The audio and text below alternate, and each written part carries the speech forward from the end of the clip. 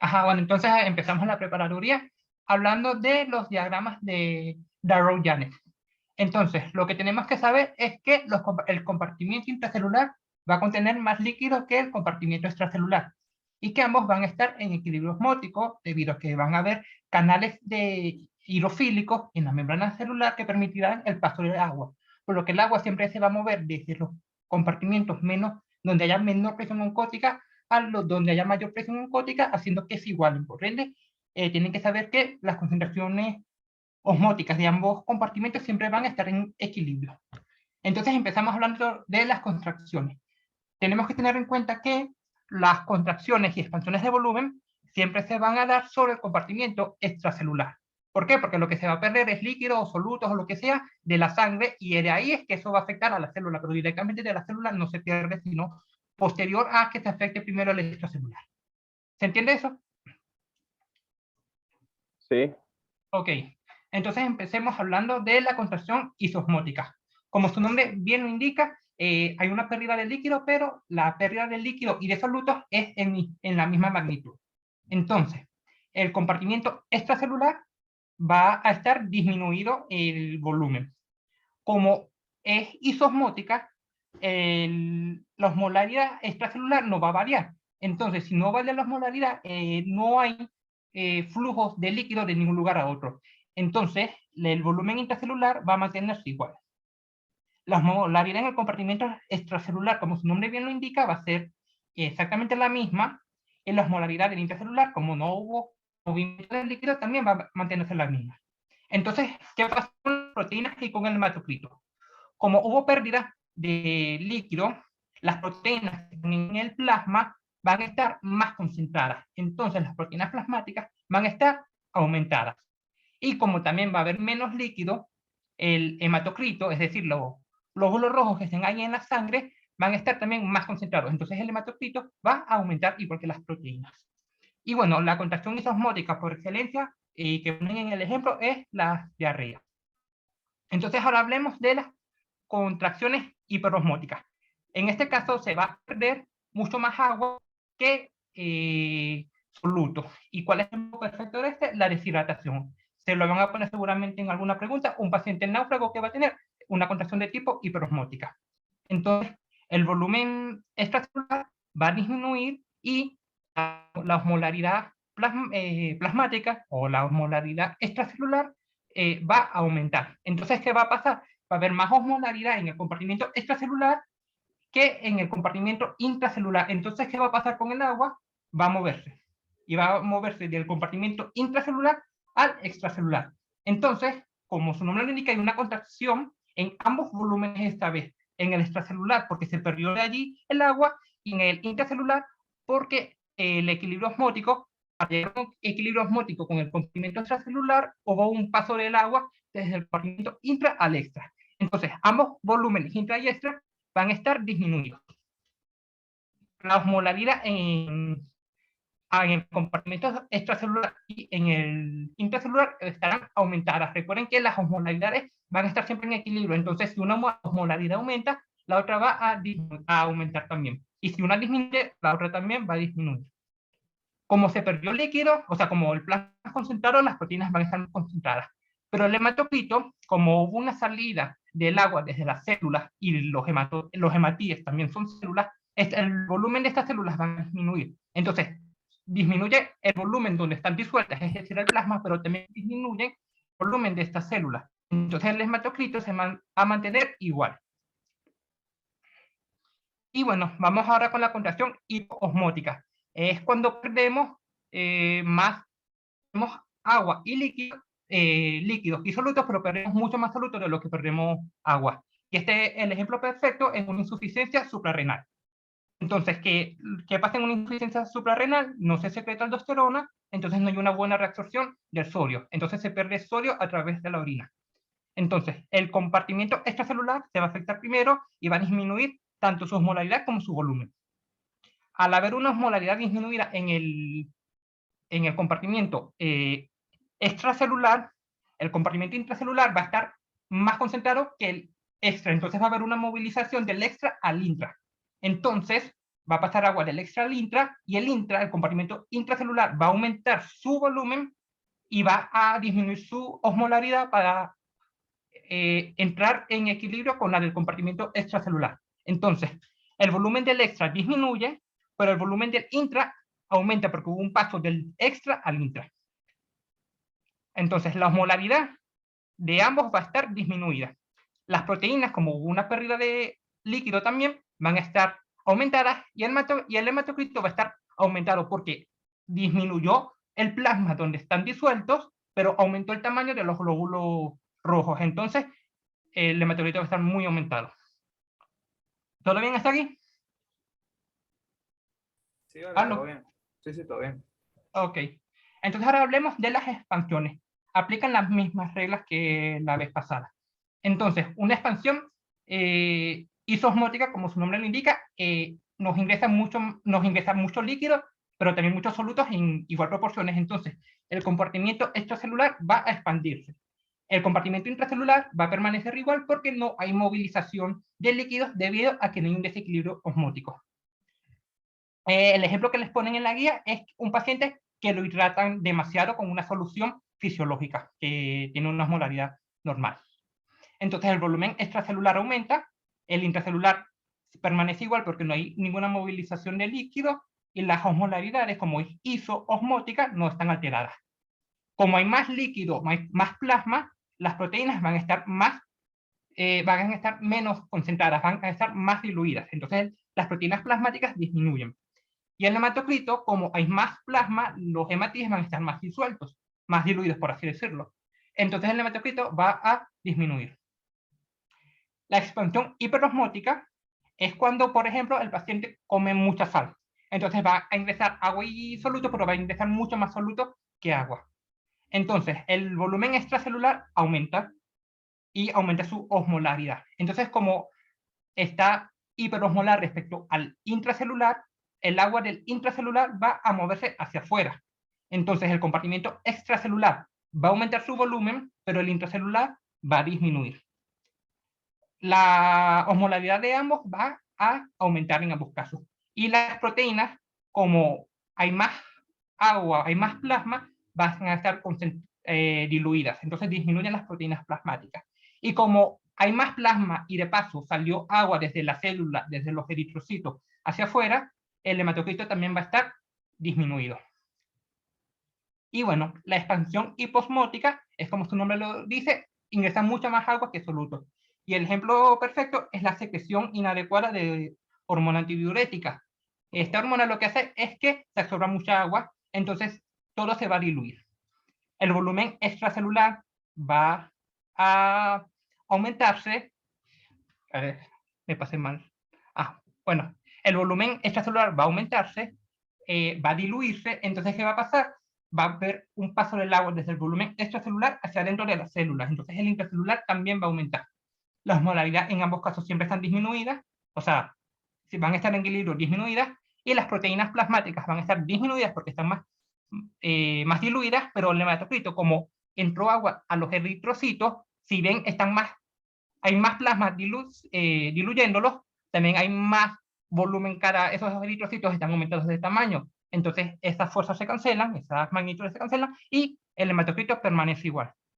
¿Todo entendido hasta aquí? Por mi parte, sí. Bueno, ok, entonces vamos a seguir. De la clase 2, casi no preguntan nada. Lo que sí tienen que saberse al pelo es esto, lo preguntan mucho, las diferencias entre las nefronas de la corteza y de la médula.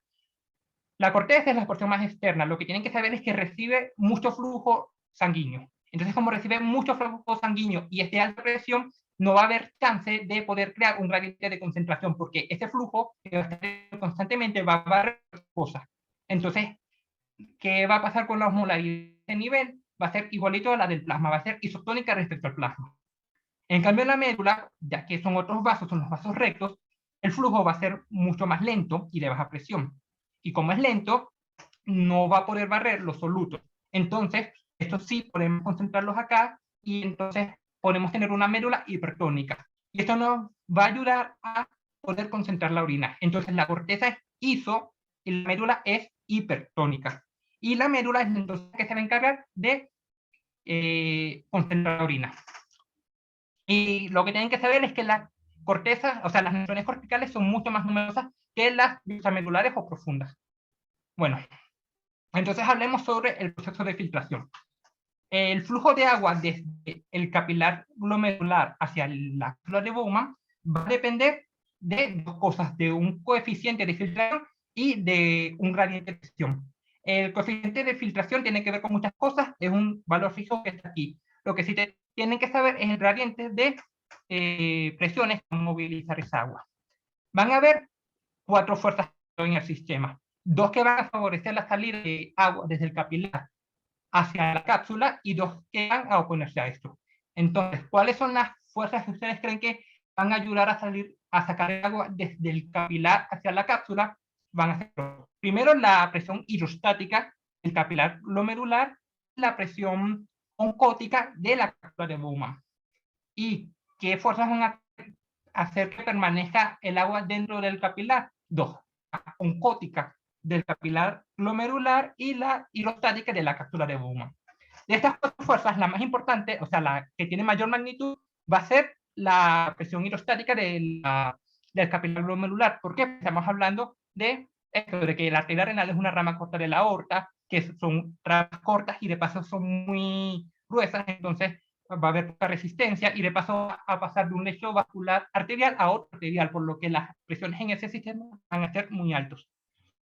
Entonces, y dentro de la cápsula y la presión oncótica del capilar glomerular no es muy relevante. La presión hidrostática del capilar de la cápsula de Bowman, aquí lo tienen, la presión hidrostática de la cápsula de Bowman es de unos 10 milímetros de mercurio. La presión oncótica dentro de la cápsula de Bowman va a ser casi cero. ¿Por qué? Porque ¿qué es lo que ejerce la mayor cantidad de presión oncótica general? Son las proteínas. ¿Y qué pasa con las proteínas? Van a hacerse filtrar, no van a ser filtradas, y las pocas que se filtran se clivan en aminoácidos y esos aminoácidos se reabsorben. Entonces, la presión oncótica dentro de la cápsula de Bowman va a ser muy baja, tendiendo a cero. Entonces, las dos fuerzas que favorecen la salida, hidrostática del capilar, oncótica de la cápsula.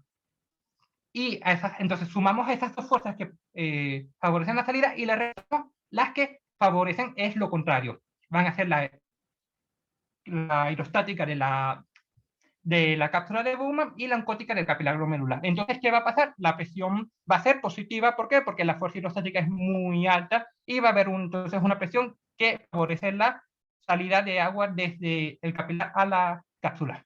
Entonces, aquí les ponen los ejemplos de cómo esas fuerzas pueden cambiar y cuál va a ser su impacto dentro de la tasa de filtración glomerular. Entonces, ¿qué pasa si aumenta la volemia? Va a aumentar la presión hidrostática del capilar. ¿Y eso qué va a hacer sobre la filtración? Va a hacer que haya mayor filtración. Si disminuye la volemia por una hemorragia, por ejemplo, disminuirá la presión hidrostática, el paciente puede estar en shock, entonces la tasa de filtración va a disminuir y no se va a filtrar tanta sangre. Si aumentan las proteínas, ¿qué va a pasar? Estas proteínas van a ejercer una mayor presión oncótica dentro del capilar y entonces el agua no va a salir tan fácilmente. Entonces la tasa de filtración va a disminuir. En cambio, si el paciente está desnutrido o tiene una cirrosis, entonces las proteínas están disminuidas en plasma, disminuye entonces la presión oncótica que mantiene el agua dentro del capilar y la filtración, la tasa de filtración glomerular va a aumentar. Y bueno, ¿qué pasa si hay una presencia de unos cálculos dentro del túbulo renal o hay una infección que disminuye el flujo? Se va a acumular allí el ultrafiltrado, va a aumentar la presión hidrostática dentro de la cápsula de Bowman y entonces va a disminuir la tasa de filtración glomerular. ¿Todo lo entendido hasta ahorita? Sí, sí. Por ahora sí. Ok. Y bueno, lo que tienen que saber es que el ultrafiltrado es en casi todos los solutos exactamente igual al plasma. Casi todos los solutos, como ven, como son muy pequeños, pueden filtrarse libremente. El único que no se va a filtrar libremente va a ser las proteínas, que como ya dijimos, se filtran muy poco por las cargas que tienen y las pocas que se filtran son clivadas a aminoácidos. Entonces, el plasma y el ultrafiltrado son similares en todos, menos en las proteínas, eso siempre lo preguntan.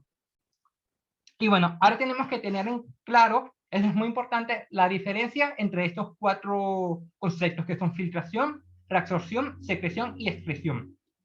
La filtración se refiere al paso de algo desde el capilar glomerular, desde el capilar glomerular hacia la cápsula de Bowman a ese nivel. ¿Se entiende? Será solamente a nivel del glomérulo renal. En cambio, la reabsorción va a ser el paso desde la sangre hacia la luz, pero ya a nivel de los túbulos renales. La filtración, como ya vimos, es por la membrana. En cambio, perdón, me equivoqué de palabra, la secreción. Mientras que la secreción va a ser a través de los túbulos y va a ser a través de canales, ya sea usando energía o por difusión. ¿Se entiende eso? No, repítelo, porfa. Sí, sí, fue mi culpa que me enredé de palabras. La filtración solamente se va a dar a nivel del glomérulo renal a través de la membrana. En cambio, la secreción es a nivel de los túbulos, pero no a través de una membrana, porque la membrana solamente está allá arriba, sino que va a ser a través de canales que estén en esas células, o a través de las células en los canales paracelulares, o a través de... ¿Se entiende? Sí, sí, ahora sí. Sí, ahora sí. Entonces, esa es la diferencia entre filtración y secreción. En ambos hay algo que pasa desde la sangre hacia la luz, pero una es a nivel arriba, a través de una membrana, y la otra es a través de pequeños canales que están por ahí en la célula o al ladito de estas. Ajá. Y bueno, la reabsorción es el paso de sustancias desde la luz hacia la sangre, y también se da solamente a nivel del túbulo a través de canales, y la excreción es la salida, pues es el paso de la luz hacia afuera del organismo. Y bueno, entonces, ¿cómo calculamos la tasa de filtración glomerular? Nosotros tenemos aquí un montón de fórmulas. Estas fórmulas realmente yo me las aprendí en su momento, no se las tienen que aprender, es muy, muy engorroso y solamente es para saber cuál es la teoría detrás de todo. Pero lo que tienen que saber es que nosotros tenemos un montón de fórmulas y despejando nos da esta, que es muy importante, que la tasa de filtración glomerular va a ser esto, va a ser igual al clearance de inulina. El clearance tiene que estar claro lo que es el volumen de plasma liberado de una sustancia por unidad de tiempo. Entonces se mide como volumen sobre unidad de tiempo, mililitros minutos, litros hora, litros días, etc. La sustancia ideal para saber cuál es el clearance y cuál es el clearance que nos es capaz de dar el riñón es la inulina. ¿Por qué? Porque se filtra libremente a través de acá, del glomérulo renal, y es inerte en los túbulos, es decir, no va a sufrir ni reabsorción ni secreción. Entonces, toda la inulina que encontremos en la orina se dio a nivel del glomérulo, nos está hablando solamente del glomérulo sin interferencias del resto de los elementos. Entonces, no es una sustancia endógena, toda la inulina que encontremos es producto de nuestra intervención, y bueno, y las demás variables no lo afectan.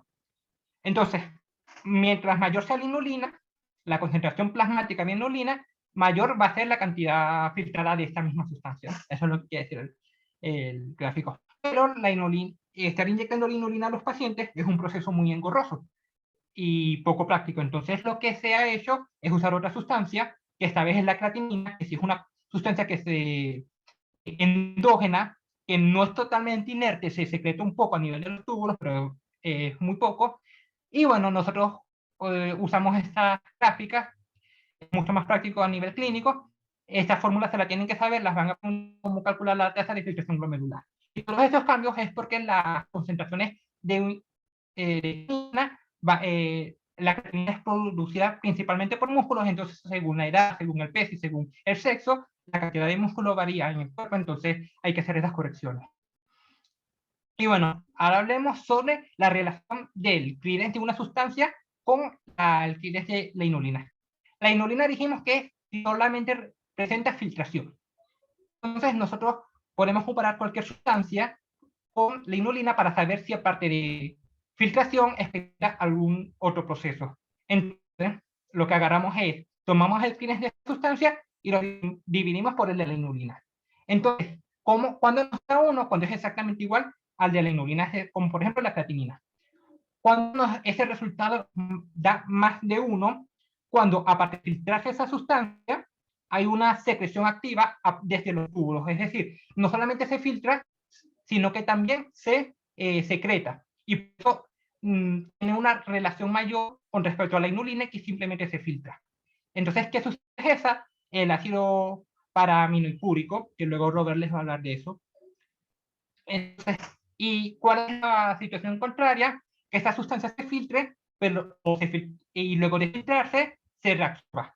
Entonces, cuando lo comparamos con la inulina, hay menos de esa sustancia de lo que hay de inulina. Entonces, ¿qué significa eso? O dos cosas, o que se reabsorbió, o que su filtración no fue completa, no fue como la inulina, que sí se filtra libremente. Y entonces, ¿cuál es el caso por excelencia de eso? El de la glucosa, que la glucosa se filtra, pero en las primeras porciones se reabsorbe todo. Entonces, su relación con la inulina va a ser menor a 1. Y bueno, ¿todo lo entendido hasta ahorita? Sí. Sí, claro. ¿Alguna pregunta? Hasta el momento no. Ok, bueno, entonces ahora los dejo con Robert, que les va a empezar a hablar sobre cómo es la filtración Bueno, a cada nivel.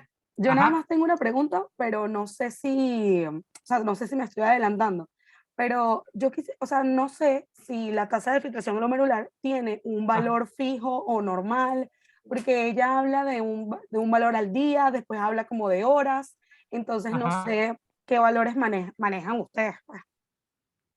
Sí, si hay a ustedes les dan 125 mililitros minuto, algo así. Pero sí, obviamente varía, es Sí. un rango. Ujú, Es un ese. rango que varía dependiendo con la presión. Ya dijimos que la presión arterial varía, influye sobre eso. Entonces, cuando hay más presión arterial a cierta hora del día, va a haber, o cuando está más hidratado, hay mayor filtración. Sí, es un rango, claramente.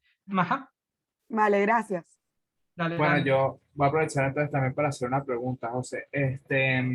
Fíjate, ¿los vasos rectos únicamente se van a encontrar en las nefronas yuxtamedulares o también se pueden encontrar irrigando, por ejemplo, la asa de Henle en una nefrona cortical? Vamos a ir acá. Bueno, aquí en el dibujo se pueden ver vasos rectos llegando hasta la sal N. Pues.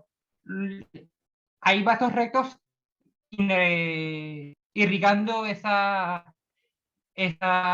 asas de esas nefronas, pero lo importante es saber que simplemente pueden concentrar la orina a nivel de las medulares, pero sí, hay vasos rectos en ambos. Ok, o sea, lo importante es que son más importantes en las medulares porque la asa es larga. Sí, justamente estoy dándome cuenta que faltó decir eso, que las adhesiones de las medulares son más largas, entonces el flujo puede disminuir mucho más. O sea, la velocidad del flujo va a disminuir más porque son más largas estas asas. Pero gracias, José. Dale, dale, gracias por decirme que me faltó eso. Ajá.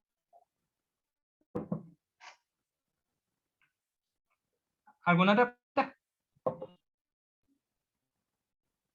Bueno, entonces aquí les dejo a Robert. Suerte. Gracias. Gracias, José. Vale, buenas tardes chicos, ¿cómo están? Déjenme compartirles pantalla rapidito. Vale. Ajá, ¿se ve la pantalla? ¿Se ve esto que estoy mostrando ahorita? Sí, sí se ve. O sea, se ve el inicio Perfecto. de la laptop. No se ve la presentación. O sea, ya ahorita sí, ahorita sí. Perfecto. Bueno, hola, soy Robert. Vengo a hablarles para terminar esta parte de las funciones del riñón y para hablarles también de secreción y absorción de los solutos en la nefrona, ¿ok? Entonces, para terminar rapidito con esta parte de las funciones del riñón, vamos a hablar de lo que es el ácido paraminopúrico. Fíjense, como les acaba de decir José, tanto la inulina como la creatinina van a ser sustancias que van a servir para calcular o para estimar lo que es la tasa de filtración glomerular. De igual manera, el clearance del ácido paraminopúrico va a servir para estimar el flujo plasmático renal, ¿sí? La sangre que le va a estar llegando al riñón. Entonces, esto ocurre porque el ácido paraminopúrico es una sustancia que no solamente se filtra, sino que también se secreta. ¿Ok? Entonces, de manera, todo el ácido que llega al riñón se excreta. Y bueno, eso es una medida para calcular el flujo sanguíneo renal. El ácido paraminopúrico es ideal para esto por estas tres razones. ¿Okay? Primero, no se metaboliza ni se sintetiza en el riñón, simplemente se excreta. Segundo, no altera el flujo plasmático renal. Y tercero, ningún órgano que no sea el riñón puede extraer y eliminar esta sustancia. Entonces, Por eso sabemos que toda la cantidad de ácido proteínico que hay en la sangre se elimina a través del riñón. Y pues podemos calcular la tasa de plasmática renal a partir de eso. Eso. Ahora, esta sí es la parte en que me voy a centrar más, porque es full importante que sepan qué pasa en exactamente cada una de las partes de la nefrona, ¿ok? Que se reabsorbe, que se secreta, qué pasa, ¿ok? Entonces, ya sabemos que la nefrona va a tener como, ¿cuántas partes? 5 partes. Va a tener túbulo proximal, asa de Henle, túbulo distal y túbulo colector. En cada una de esas partes. Ahora, Ya, para que hablar de eso... ¿Se te entrecortó o no sé si fue mi internet? Ok. Vale. No, nada, que la nefrona tiene varias partes. Túbulo proximal, asa de Henle, túbulo distal y túbulo colector. Entonces, en cada una de esas partes ocurren cosas diferentes. Entonces, vamos a estar hablando de cada una de esas partes. Y bueno, entonces, para hablar de eso, vamos a hablar de esto. Cómo se transportan las sustancias del túbulo a la sangre. Hay 3 maneras principales. Primero, el arrastre de los solutos, que es simplemente que cuando tú reabsorbes agua, esa agua va a arrastrar a cualquier soluto. Puede ser sodio, cloro, X cosas, pero va a ser arrastrado por el agua. Otro tipo de transporte va a ser el transporte paracelular, que ahí no va a ser arrastrado como tal por el agua, sino que van a pasar los solutos a través de los pequeños espacios que hay entre célula y célula. ¿Sí? Ellos solos pasan por allí. Y la otra manera es facilitada. En este caso van a haber canales o transportadores, cualquiera de los dos, que simplemente van a permitir que pase el soluto a través de la célula, en vez de hacerlo por los espacios entre células. Entonces, vamos a hablar del túbulo proximal. Fíjense, el túbulo proximal va a tener un gran ribete en cepillo, ¿ok? Un epitelio que tiene una alta área para la reabsorción. Entonces, en esta parte del túbulo proximal va a haber la mayor reabsorción de solutos en todo la nefrona. Entonces, como dice aquí, se reabsorbe el 75% del sodio y del agua, el 100% de la glucosa, el 85% del bicarbonato, el 40% de la urea y, bueno, otros solutos como potasio, cloro, magnesio, calcio y X.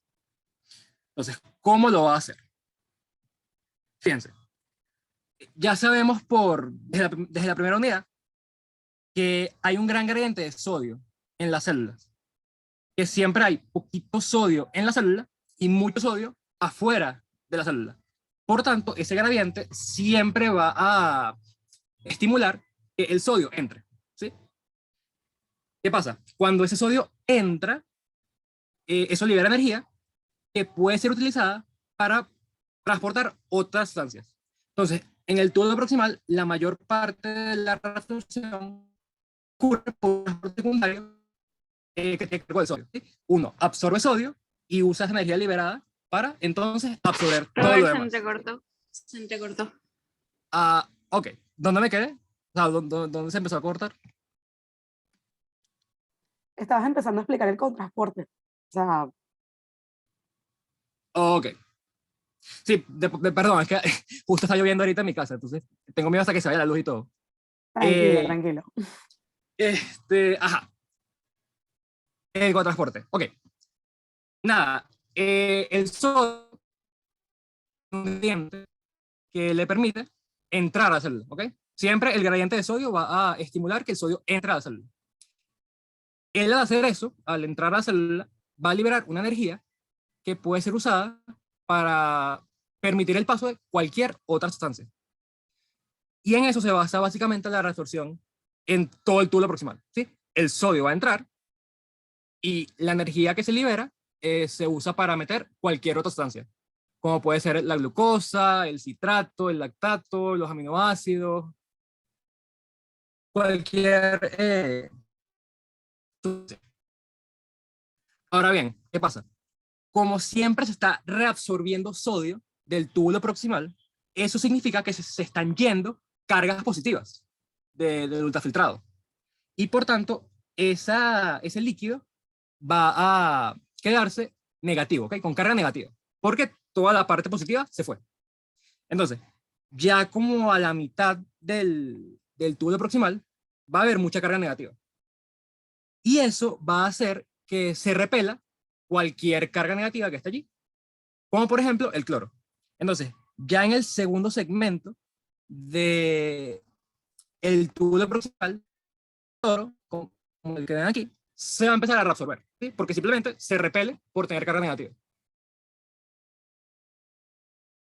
Ahora bien, una vez se empieza a reabsorber cloro, entonces las cargas negativas se van del túbulo proximal. Y por tanto, el ultrafiltrado queda con carga positiva. Por tanto, se empiezan a repeler las cargas positivas. Y bueno, ya para el final del túbulo se empiezan a resolver sodio, calcio, potasio y magnesio, que son puros cargas positivas. ¿Okay? Todo bien hasta ahora, ¿verdad? Aquí no se trancó la llamada. Ah, todo bien, todo bien. Bueno, a mí todo bien, sí. Okay. Okay. Todo bien. Perfecto. Ok. Otra cosa muy importante que pasa a nivel del túbulo proximal es esto, que tiene más que todo que ver con la regulación ácido-base. Así que lo van a ver otra vez en esa clase. Pero de todos modos aquí se las traigo. Entonces, fíjense, vamos a empezar justo por aquí. ¿Qué pasa? Uno de los cotransportes que hay con el sodio es este cotransporte de sodio y protones o aniones hidrógeno. ¿Okay? Entonces, ¿qué va a pasar? Cuando tú reabsorbes el sodio del túbulo proximal, vas a excretar protones. ¿Ok? Y esos protones van a unirse al bicarbonato que viene de la filtración. Entonces, ¿ustedes se acuerdan de la anhidrasa carbónica que era un respiratorio? Ya que no se te entendió, pero creo que dijiste anhidrasa carbónica, pues. Sí, ¿se acuerdan de la anhidrasa carbónica? Sí, Sí. sí. Ok, aquí ella también va a estar presente. Lo único es que va a ser la reacción inversa. ¿Se acuerdan que cuando ustedes la vieron en respiratorio, ella agarraba el CO2 y lo convertía en protones? Aquí ella va a hacer lo contrario. Va a agarrar los protones y los va a convertir en CO2. ¿Okay? Como pueden ver aquí. Entonces, el protón que estás secretando se va a unir al bicarbonato para formar CO2 y agua. El agua se queda allí en el túbulo y puede ser reabsorbida después con otra cosa, mientras que el CO2 se va a reabsorber. Y luego, una vez se reabsorbe ese CO2, la misma anhidrasa carbónica, pero ya aquí adentro de la célula, va a volver a hacer la reacción. Entonces, va a convertir ese CO2 en protones y bicarbonato, como pueden ver aquí. Lo hace al revés otra vez. Entonces, ese protón que se produce se devuelve para este cotransporte, ¿sí? Y hace un reciclado, pues, para que se pueda hacer otra vez todo esto. Por su parte, el bicarbonato se va a reabsorber a la sangre. Entonces, como se reabsorbe el bicarbonato a la sangre, estás metiendo sustancias básicas o sustancias alcalinas a la sangre. Por tanto, esto simplemente va a servir en caso de acidosis, ¿ok? Cuando tengas una acidosis, vas a estimular todo este proceso para reabsorber bicarbonato y entonces estabilizar el pH, ¿sí? Básicamente es para eso. De todos modos, lo van a ver otra vez cuando vean la clase de regulación ácido-base. Otra cosa importante es esto, ¿ok? Esta es una pregunta que me hicieron a mí y es un tiro al piso, ¿ok? Simplemente que la glucosa que se filtra, perdón, es absorbida al 100% aquí mismo a nivel del túbulo proximal, ¿ok? El 100%, toda la glucosa que se filtra se reabsorbe justo aquí, en el túbulo proximal. Si tú empiezas a ver que hay glucosa en la orina, es porque se sobrepasó la capacidad de reabsorción del túbulo proximal. que eso nada más ocurre en diabetes, ¿sí? En diabetes es que tenemos grandes niveles de glucosa en el cuerpo. Pero en condiciones normales, fisiológicas, el 100% de la glucosa se absorbe justo aquí, en el torso. Y es importante que recuerden eso. Ya murió el túbulo proximal. Ahora, el asa de Henle sabemos que tiene dos partes. Una parte descendente y una parte ascendente. Entonces, en la parte descendente es fácil. ¿Por qué? Porque esta parte descendente nada más va a tener acuaporinas, canales de agua, ¿ok? Y lo único que va a ocurrir allí es que se va a reabsorber agua, más nada. Por esa razón, como lo que hace es reabsorber agua, la orina que está quedando en el asa de Henle se va a concentrar, ¿ok? Pues entonces se van a estar quedando los solutos. Y ya, esa partita es fácil. Ahora bien, en el asa ascendente ocurre lo contrario. Vas a resolver puro soluto. Va a ser prácticamente impermeable. Importante esto que está por aquí. Ya, Esto José, se llama el cotransporte Robert. triiónico, ¿ok? Y eso ocurre nada más. Robert, se te Ajá, entrecortó dime. toda la frase anterior, se te entrecortó Dime. toda. Ah, Cuando empezaste a hablar de la asa ascendente. ok. Ok. En el asa ascendente ocurre lo contrario. Nada más reabsorbes soluto, pero es prácticamente impermeable al agua. O sea que es un segmento diluyente. Es lo contrario que la descendente. Y entonces lo que ocurre en esta asa ascendente va a ser esto que está aquí, el transporte triiónico. Entonces, fíjense, en este caso vamos a transportar 3 iones, como dice el nombre: cloro, sodio y potasio. Vamos a absorber 2 cloros, un sodio y un potasio. De esa manera estamos absorbiendo 2 cargas negativas y 2 cargas positivas, de manera que no se altere la carga eléctrica en el ultrafiltrado, ¿sí? Entonces, ¿qué va a pasar? Primero va a entrar el sodio, ¿sí? Por su gradiente, y la energía que se libera por la entrada del sodio va a permitir entonces que absorbas cloro y potasio, ¿ok? Una vez entraron los 3 solutos a la célula, ¿qué va a pasar? Uno va a reabsorber el sodio y el cloro sin problema, ¿sí? El sodio va a entrar a la sangre gracias a la acción de la bomba sodio-potasio ATPasa. Y el cloro va a pasar a la sangre por canales específicos de él. Ahora, el importante aquí, o el raro, va a ser el potasio, ¿sí? ¿Por qué? Este potasio que entra con el sodio y el cloro no solamente va a ser reabsorbido, sino que él también va a generar una retrodifusión, ¿ok? Y él solito se va a devolver hacia el túbulo, ¿ok? Hacia la luz del túbulo. Por lo tanto, como solamente se está devolviendo el potasio, eso va a hacer que la carga se ponga positiva otra vez, allí adentro del túbulo. Y por esa razón, se empiezan a repeler cargas positivas. Dígase magnesio, calcio, sodio, potasio, y todas esas cargas se van a empezar a repeler. Y bueno, como se empiezan a repeler, pasa a la sangre por vía paracelular, ¿sí? Eso, ok. ¿Todo bien hasta aquí? ¿Se escuchó bien? Sí, sí, sí, todo bien. Ok. Ok. Luego de que ya pasamos esa reabsorción de iones por todos lados en el asa ascendente, vamos a ir al túbulo distal. En el túbulo distal hay una cosa que es que él no tiene el ribete en cepillo que tiene el túbulo proximal, por lo que su área de reabsorción es menor. Entonces ahí va a haber menor reabsorción que en el túbulo proximal. Eso. Y de paso, lo que se va a absorber es sodio, cloro, calcio y magnesio.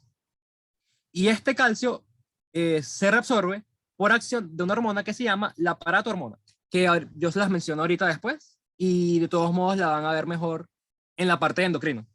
Pero sepan que ahorita vamos a hablar de esta paratormona.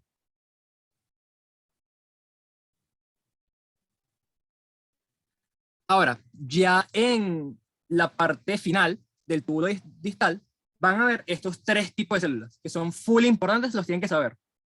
Las células principales, las intercaladas tipo A y las intercaladas tipo B.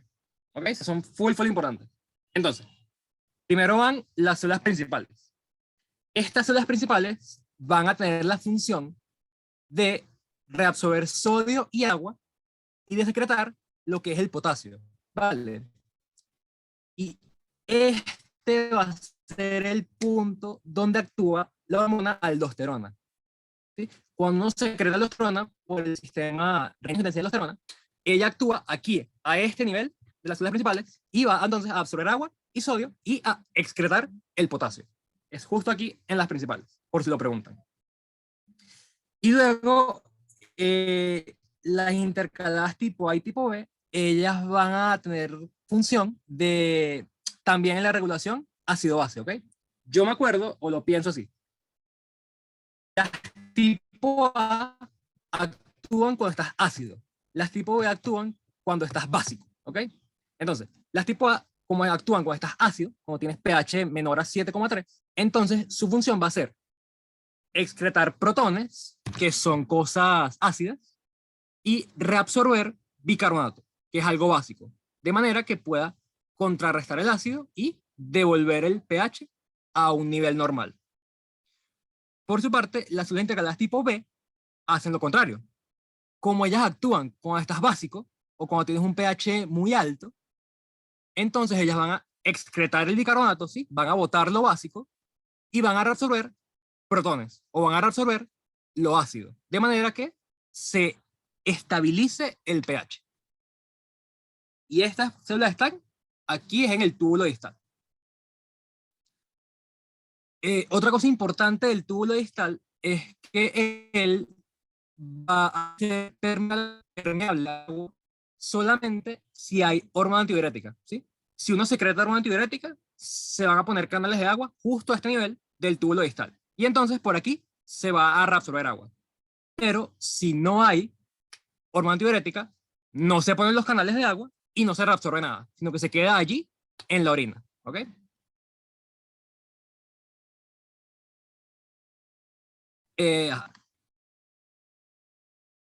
Luego, ya cuando pasamos al conducto colector, sabemos que el túbulo colector es, o sea, va a recibir a varios túbulos distales. Y aquí hay dos cosas importantes. Hay permeabilidad al agua, pero que funciona de igual manera que la del túbulo distal, ¿ok? Va a depender netamente de si hay ADH. Si hay ADH, se absorbe agua. Si no hay hormona antidiurética, no se absorbe agua. Y la otra cosa importante es que este túbulo colector, ya va. Estos son antes en los túbulos colectores de las nefronas yuxtamedulares. ¿Sí? Entonces, los túbulos colectores de las nefronas yuxtamedulares van a ser permeables a la urea. ¿Sí? Eso recuérdenlo, porque lo van a ver otra vez cuando vean el mecanismo contracorriente. Pero nada, se los menciono ahorita para que lo tengan en mente. En los túbulos colectores que están en la médula va a haber permeabilidad a la urea, ¿sí? Puedes reabsorber y secretar urea. Y bueno, eso es importante. Agua y urea. Entonces, hasta aquí hay preguntas sobre qué pasa en cada parte de la nefrona. Bueno, por mi parte no, siento que ha quedado muy claro. No sé si otras personas tienen alguna pregunta. Ok, vale. Entonces, perfecto. Sigamos. ¿Cómo se dice? Hay varias hormonas que van a regular la reabsorción específicamente del sodio y del agua. Y estas van a ser las que tienen que ver con el sistema renina, angiotensina, aldosterona. que ya lo vimos en respiratorio y en cardio, ¿no?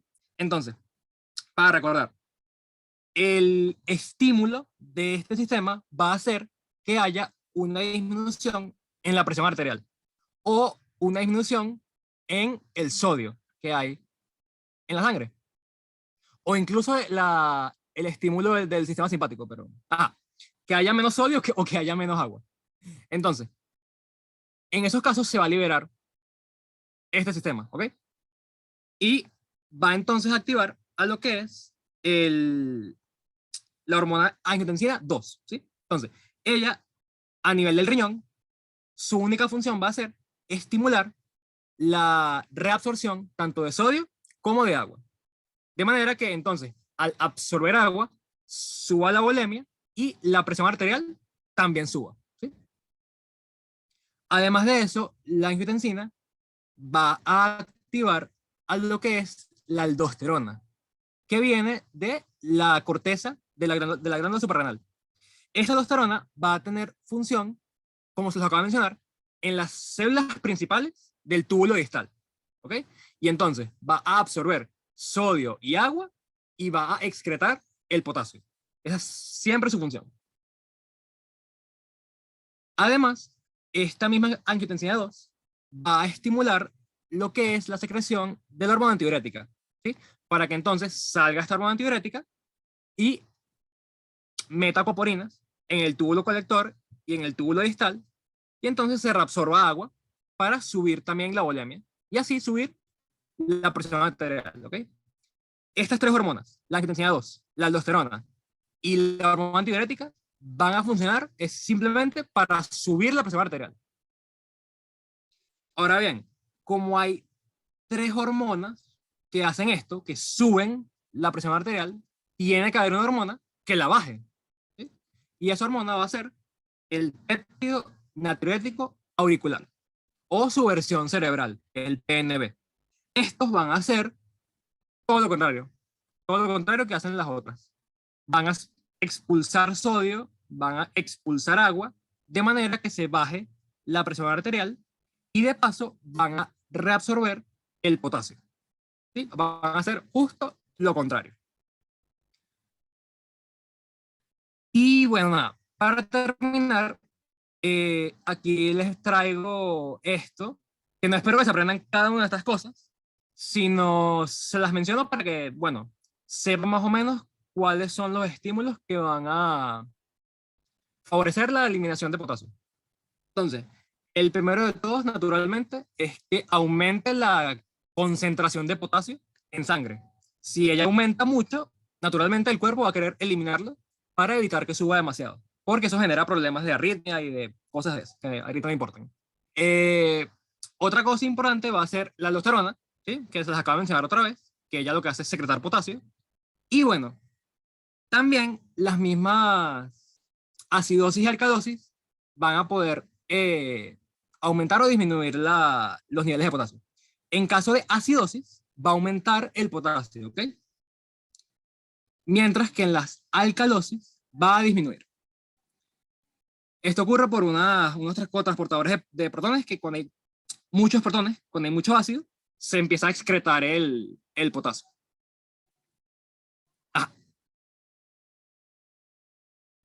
Otra cosa que va a aumentar el potasio va a ser la lisis celular, ¿okay?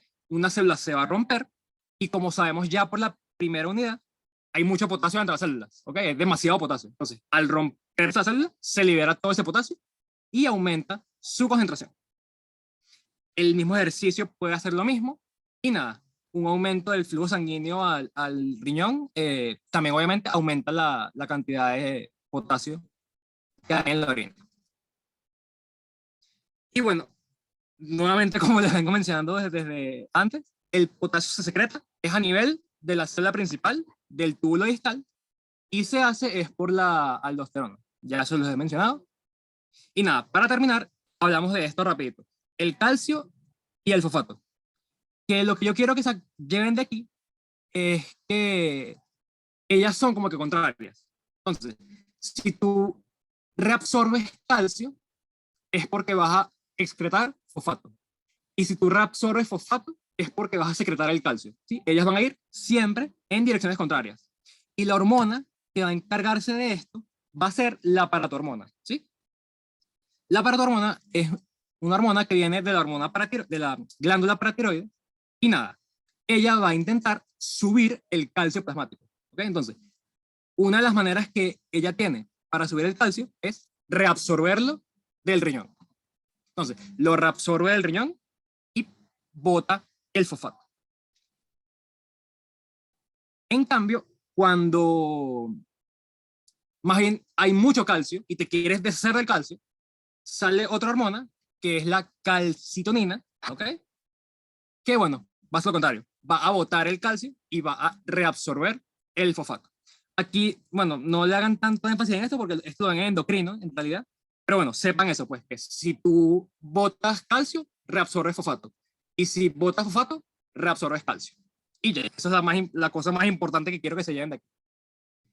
Y ya, eso es todo lo que tengo para ustedes hoy. ¿Hay alguna pregunta, alguna duda, alguna cosa que quieran decirme?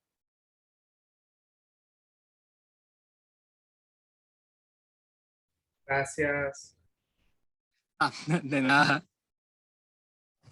Bueno, muchas gracias por la prepa, estuvo buenísimo. Ah, gracias. Bueno, nada, yo siempre, no, que me escriba alguien y para yo mandarle mi número y que todos tengan mi número para que me puedan preguntar cualquier cosa si quieren. Y eso, para que estén pendientes de que yo estoy aquí siempre disponible para responder cualquier pregunta que tengan. Disculpa, disculpa, yo tengo una pregunta con la clase. Dime. Yo tengo una pregunta con la clase número 3 y 4. Ok. Y hay una parte donde la doctora habla sobre las teorías de regulación. Ok. Entonces, dentro de las teorías de regulación, ya, dame un momento que estoy buscándolo porque lo tengo anotado ya. Sí, tranquilo, tómate el tiempo buscando. Tranquilo, aquí estoy. Ok, voy.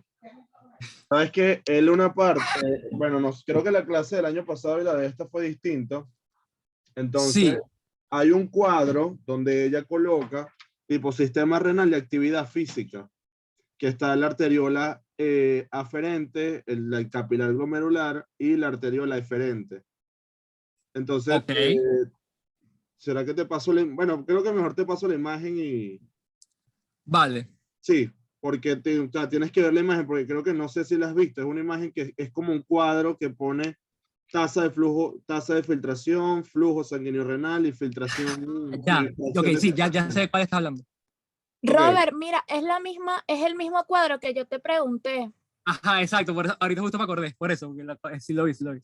Ok, sabes que hay una parte donde, pues sabes que el primer sistema renal es fisiológico, o sea, está fisiológico donde no hay ningún tipo de vasoconstricción selectiva, ni en arteriola. Sí. Ok, el segundo, que es el segundo sistema renal, ahí dice que hay una vasoconstricción de la arteriola aferente, hay menos flujo sanguíneo, por lo que obviamente ella lo comenta que disminuye la presión hidrostática. Y al haber menos sangre que ejerza presión sobre las paredes de las arteriolas, obviamente disminuye la tasa de flujo, la tasa de filtración glomerular. Pero ahí dice que la fracción de filtración es normal. Sí. Entonces me genera ruido saber que por qué es normal, si más bien tengo menos flujo, o sea, tengo menos flujo sanguíneo, tengo menos presión hidrostática, entonces no entiendo por qué la fracción es normal. Sí, es exacto. Cuando me mandaron eso, yo también tuve esa misma reacción. Yo pensé lo mismo. Es como que es extraño que a pesar de que baje el flujo, se quede igual la fracción. Pero lo que yo creo que ocurre ahí es que, fíjate, ponte que el flujo sanguíneo, es lo mismo que le dije ahorita a Génesis, ponte que el flujo sanguíneo normal sea de 5 litros, ¿ok? Que le lleguen 5 litros al riñón. Y se filtre 1 litro, que es la quinta parte. ¿Okay? Entonces, esa sería la fracción de eyección, de filtración, perdón, una quinta parte. Ahora, si el flujo baja a 2 litros, entonces se va a filtrar 0,4 litros.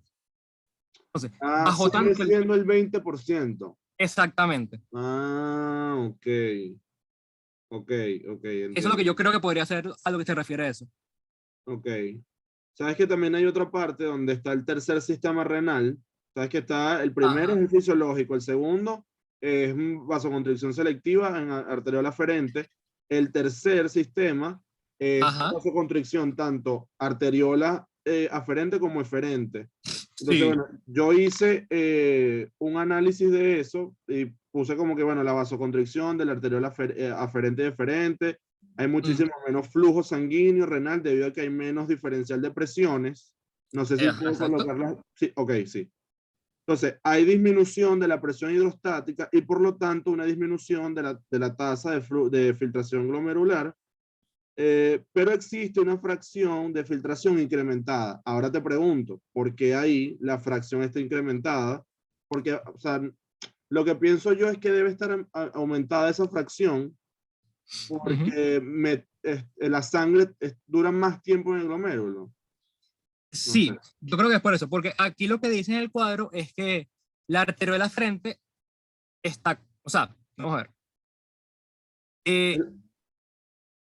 o sea, está contraída y la eferente también está contraída. Lo que yo Ajá. creo es que está contraída la eferente más, no me equivoco. Sí, porque sabes que está la angiotensina y está también el Exacto, óxido nítrico.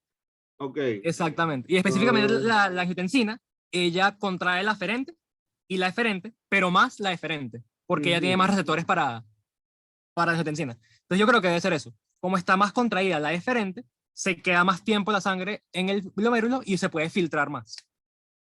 Ok. ¿Cómo me pueden preguntar esto? Así tal cual. Si se, o sea, si se hace una vasoconstricción de la eferente, ¿qué pasa? Algo así. Yo creo que sí, eso es muy preguntable, porque puede ser cualquier cosa, ¿sabes? Puedes preguntarte, ¿qué pasa si se contrae la aferente? ¿O qué pasa si se dilata la eferente? ¿O qué pasa si se contraen las dos? ¿Sabes? Ahí pueden hacer lo que ellos quieran con eso. Ajá, tengo otra pregunta y ya no, es sobre la retroalimentación túbulo-glomerular. Ok. Ajá, sabes que ahí se plantean dos escenarios. El primer escenario es cuando existe una alta concentración de sodio, cloro y potasio. Y un Ujú, segundo escenario donde hay bajas presiones, o sea, hay disminución de la presión arterial y por lo tanto ujú, disminuye la tasa de flujo. Mi pregunta es, exacto. en la primera, donde dice cuando existe una alta concentración de sodio, cloro y potasio, dice aumenta la síntesis de ATP y obviamente la adenosina, que interactúa con Ujú, los receptores en el músculo liso de la arteriola aferente y promueve la constricción de la arteriola aferente. Mi problema es que me dice, esto solo sucede ante altas presiones ocasionadas por el aumento de osmolaridad y de volumen sanguíneo, porque obviamente hay altas concentraciones de cloruro de sodio y aumenta la eso odio. volemia. Pero lo que me genera ruido es que dice disminuyendo el flujo plasmático renal y manteniendo la tasa de filtración glomerular en valores normales. No debería aumentarse porque tengo ahora más flujo. No sé. Eh, ok, lo que yo entiendo ahí es que o sea, el problema fue que aumentó el flujo. Entonces, Claro, como porque hay aumentó altas concentraciones, sí. exacto, entonces, como aumentó el flujo, entonces contrajiste la arteria para volverlo a bajar a los niveles normales. Ya, claro. Ok. Exacto, yo creo que eso es lo que está pasando allí. Ok. Claro, lo voy a volver a traer, o sea, todas estas regulaciones y todas estas teorías lo que quieren hacer es tratar los valores a su punto, a su set point. O sea, lo quieren Sí, volver, ok, ya entiendo. Eso totalmente. lo voy a En hacer. eso, eso se basa no solamente en renal, sino todo el resto de la fisiología. Si las cosas suben, tú buscas bajarla. Y si la cosa baja, tú buscas subirla. O sea, de verdad, siempre piénsalo así y porque siempre así funciona el cuerpo. Ok. Bueno, muchas gracias. A la orden. Gracias, ¿Hay otra pregunta? Robert.